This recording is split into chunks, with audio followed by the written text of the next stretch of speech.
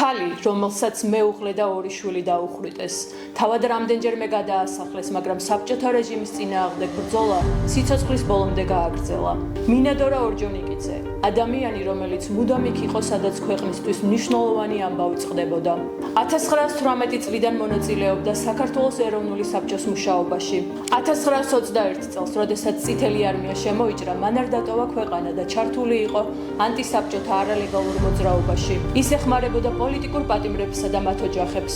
ამის შემდეგ იწყება რეპრესიები, რომლებიც მას და მისი ოჯახის თითქმის ყველა წევრს სასტიკად შეეხო. მინადორა დააპატიმრეს, რამდენჯერმე გადაასახლეს და სიკვდილს მხოლოდ იმიტომ გადაურჩა, რომ სამედიცინო განათლება ჰქონდა მიღებული, რის გამოც ის სჭირდებოდათ. მინადორა ორჯონიკიძე, ერთ-ერთი პირველი პარლამენტარი ქალი, რომელიც მიუხედავად ზეწოლისა, არ ღალატობდა საკუთარ ღირებულებებსა და თავისუფლების იდეას.